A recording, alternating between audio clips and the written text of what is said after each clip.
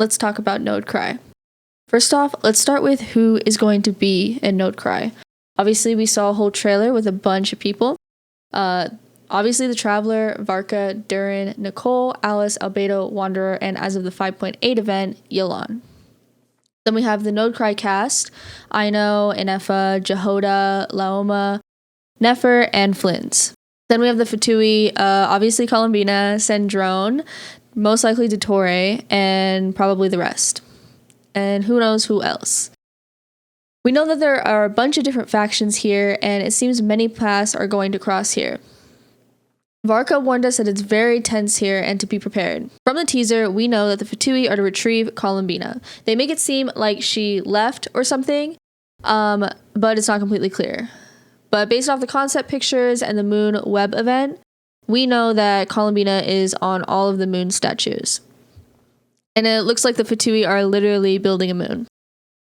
But what does everyone else have to do with this? I assume that everyone has their own agenda and that they are definitely going to intertwine. Mondstadt is closely tied to the moon, so Varka is involved with whatever this moon shit is because it's obviously going to affect Mon. Alice, Albedo, and Durin are coming from Mondstadt, and Wanderer most likely traveled with them. Well, I guess Alice might not come from directly Mondstadt, but I assume she traveled with Albedo and Durin, so it makes sense that she would go to Mondstadt first. Or maybe they met her there, who knows.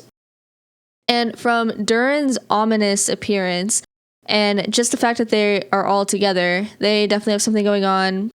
I thought it would be interesting to bring up that the Fatui were once after Durin's heart in Dragonspine, and I wonder if that will come up again regarding Durin. It seems that Durin is also struggling internally, and I predict that will play a part in the story. Maybe the evil Durin is stronger than little Durin. Also, his outfit looks very similar to both the Fatui and the Sumeru cast because of all like the little dangling things, so I thought that was interesting.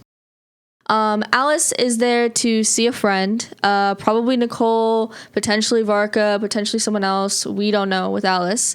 And speaking of Alice, she's giving Actress of the Year, acting like she doesn't know who Scaramouche is.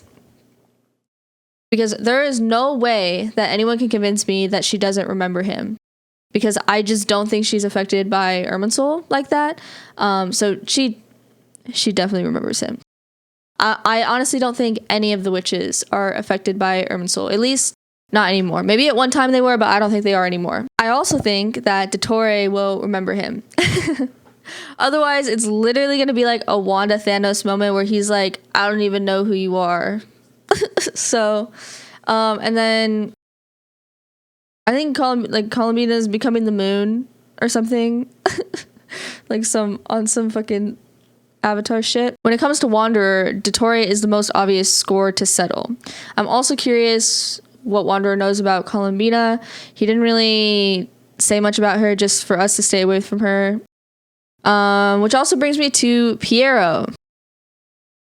Wanderer said that Piero seemed to want something from him, and he used to send him to the abyss a lot. I don't know what he could possibly want from him. I don't know. Honestly, I don't know. And I also think that Piero is immune to Irminsul. I know that Conrins are affected, but Piero can literally see the shades. I don't think it's completely out of the question for him to have gotten on a similar level as the witches or Dottore. Can't prove it though, because obviously Dainsliff is not immune. And then continuing on with Piero and the shades, backtracking to the animated short, we obviously get insane drops with revealing the shades and a little info on Piero. The shades are ready to step in, whatever that means. Are they going to do another nail? Is it specifically directed at the Fatui because of whatever they're doing with the moon? And Piero wants to kill a god.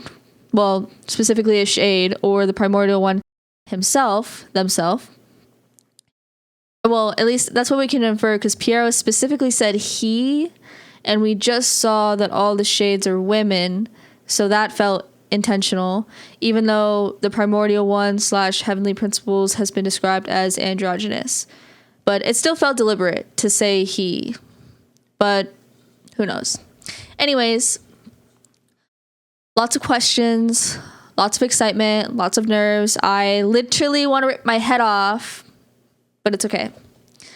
And I am affirming to myself that I will not be disappointed. Please, Hoyo. Please, please, please, please, please, please, please, please, please don't disappoint me.